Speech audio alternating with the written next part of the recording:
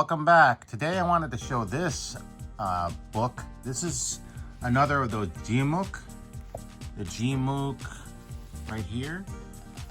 And this is called the 20th Century Home Game Console Hardware Encyclopedia. This is like the Japanese version of the Game Console 2.0. And if anyone can translate what that says, but this is just like one of the spine cards. So this is what it actually looks like. So this is pretty nice. So these are all like the Japanese releases of game consoles in the home market of Japan. But we know that how this looks like in America as well, Europe. But yeah, I just wanted to share this one really quick. And this is again probably by Maeda. And so this is the inside. This is the Famicom, the NES. So it goes different years. And yeah, let's keep going here. So this is the very first, one of the very first consoles in Japan. They had, I don't think this was released in Japan, the Odyssey 2, I'm not sure. But this one is, this is the TV Jack 5000. I actually have this. I'm gonna do a feature video. This looks exactly like the APF. This was released in North America as well. I'm not sure about Europe. The TV Game 15, one of the very first game consoles Nintendo ever did. And it first starts off first with the Atari 2600, actually. And it looks exactly like the one in North America, except it has this #1 here. And Epoch was the distributor.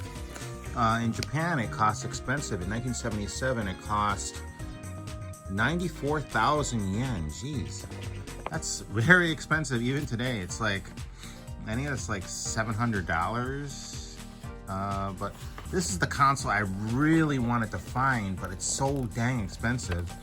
And it looks like an Intellivision, right? But it's a Supervision 8000, only released in Japan, and it's really expensive to find anywhere, like eBay, Yahoo Auctions. It's obscure console. It only had like 7 games, and this is how one of the games looks like. So very primitive, archaic, but very sought after console. And then we have here the Game & Watch. Came out in 1980. So then we have more here. If I can translate, that's what it says, but that's what I use, Google Translate. This is the Epoch Cassette Vision, one of the first game consoles that like did really well in Japan and put Epoch on the map.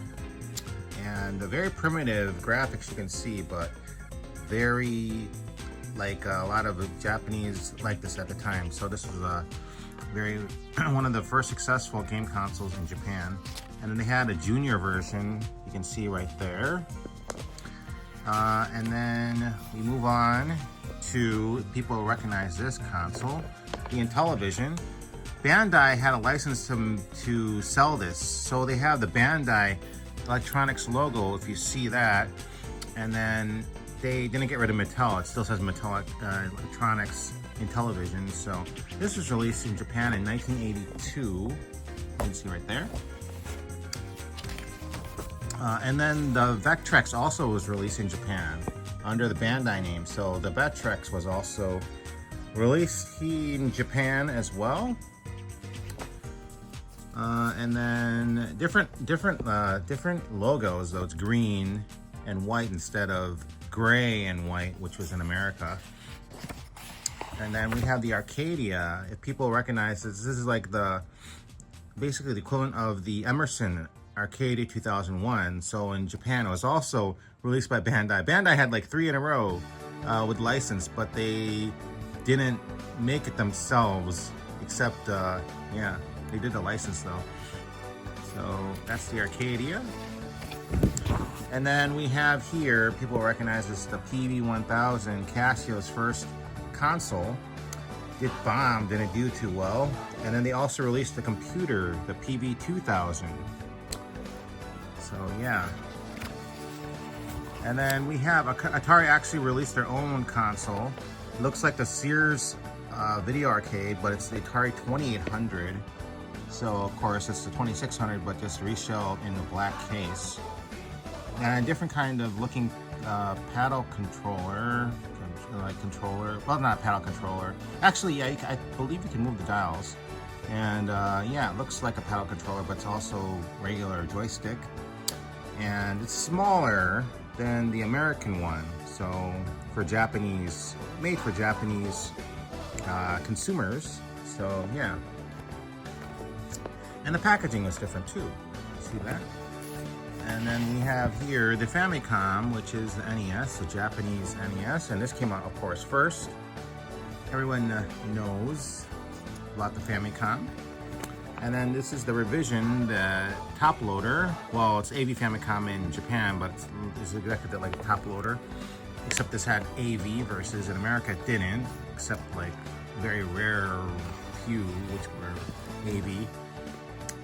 Composite. And then this is a Sharp TV Famicom. Very hard to find. I've never seen one. I don't think a lot of you have seen one either. And then the more common but still expensive, this is the Sharp Famicom SF1, and it's a Super Famicom, not Super Nintendo, version of on a TV, built in on a TV. And Sega SG-1000, their very first console, not the Sega Master System, but the SG-1000. That's how it looks like. It was released only in Japan, and also actually it was released in Australia, I believe, New Zealand. I've seen based on console variations. And then a year later, they released the SG-1002, and then they have their own computer, SC-3000, and then the SC-3000H. So the difference between this one and the H is this one had like a rubber keyboard, and this one had a real keyboard, mechanical. We'll just continue on. This is the Gakken TV Boy. It was kind of a weird looking. It was only released in Japan. And then we have another variation of the SG-1000, and it's under Othello, the game Othello, Multivision, and it was built into the console, and that's the packaging. And they had a second version of it, which is the FG-2000. So yeah. And then continue on, and then Pioneer had their own like version of the SG-1000. I've never seen this, and it looks like it's like a pack, like later on, like the Laser Active, but this one, believe was based on SG-1000, but I think it's part of another Laserdisc unit. I've never seen this, or never seen it on sale anywhere, so I don't know how rare it is. And then Epoch came back out with the Super Cassette Vision, which was a competitor to like the Famicom SG-1000, PV-1000, stuff like that. And yeah, and then they came out with Epoch came out with like their own, but this was before the Game Boy, so they had their own. It's the Game Pocket Computer right there, and this is how it looked like. It was the first console in Japan which had interchangeable cartridges. Now, it wasn't the very first console overall, because the Microvision in North America was the first in 1979. And then we have the Mark III, which became the Master System, and this was their first, well, it was much more advanced than the SG-1000, but it didn't do well against the Famicom again. And then we have the Famicom Disk System. Look at that. And then we have the Sharp Twin Famicom. This is awesome. This one is the Famicom Titler. So expensive to find that, and rare. Then we have the PC engine. I was gonna say PS. I'm sorry. PC engine. TurboGrafx 16. Came out in Japan first, 1987. And then there's so many revisions they have here. I've never seen this printer. That'll be interesting. And then the X1 Twin, which was built into the computer, which is pretty cool and hard to find. And then the Core Graphics 1 and the Core Graphics 2 revisions. And then we have the Master System, which is a lot of people in North America know this, but this was the Japanese version, which had this own awesome FM sound, and it had the own like Space Harrier BIOS. And then the Sega Mega Drive. Then we have the PC Engine CD-ROM 2. Then we have the CD-ROM ROM 2, like the Super CD-ROM, which had a built-in card, so not to like hunt down, not like the very first one. And the Game Boy, all the iterations of the Game Boy. The Atari Lynx was actually released in Japan too, the first version. The second one I don't think was, but yeah, this was the very first color handheld. It was released before the Game Gear. And then the Super Graphics bombed. And then the PC Engine Shuttle, which is hard to find. The Game Gear right there. And then the PC Engine GT, which is the Turbo Express. Then we have the Super Famicom, Super Famicom Junior, Super Game Boy 2, the Super Game Boy. And then the PC Engine Duo, and then the PC Engine Duo R, PC Engine Duo RX, is that right? Yeah. And then Sega CD Model 1. We never got this thing in North America, this karaoke unit, because karaoke wasn't popular in the US or Canada. Oh, this is an awesome one, the PC Engine LT, which is so expensive and hard to find. And the Wonder Mega, I've wanted this console so long, but it's so expensive. Man, I love it because ever since I saw Luke Morris 1's video on YouTube, and this door goes up, motorized, it was like amazing. I've never seen that. I wish they released this in North America instead of the XI. The XI was, you know, a gimped version of this. That's what I feel. And then the Mega Drive 2, and then the Mega CD 2, which we got in North America as well. The Laser Active, oh wow. And then the packs. It has the Sega pack, the PC Engine pack, the karaoke pack, and there was also a computer pack too, but I don't know if that's rare or not. And then the Mega Jet, which is like the Japanese version of the Nomad, but no screen. And then the 3DO, the Playdia. The 3DO didn't do so well. I'm gonna go back.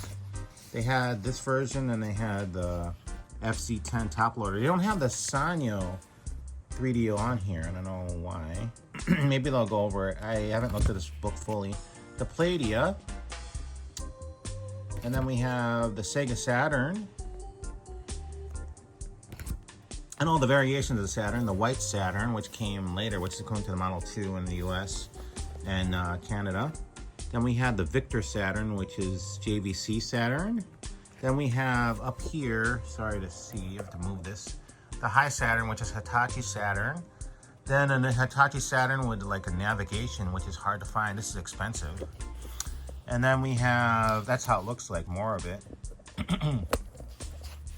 And then we have the PlayStation 1, original PlayStation. And then we have the PS1, which is the slim, PS1 Slim, or the small one. Then we have the Pocket Station, which was never released in North America, unfortunately.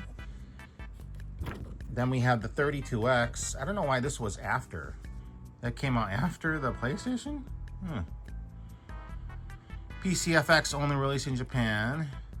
Then we have just like a column of all the systems, 32-bit generation.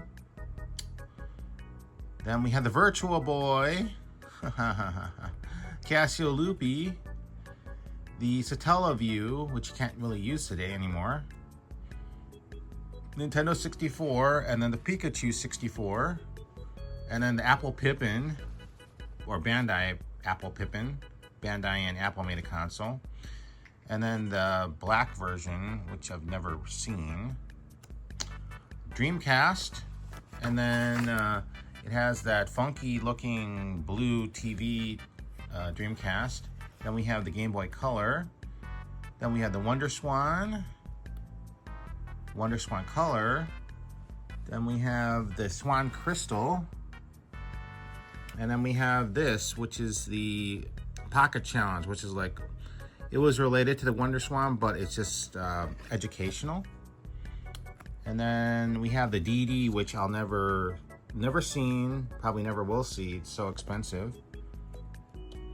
And then the PS2, and then some other ones, and then that's it. Because this goes up to 2000. That's it. They don't have the Xbox in here. They don't have the GameCube, kind of coincidentally. So yeah, it's from, again, 20th century, so until 2000.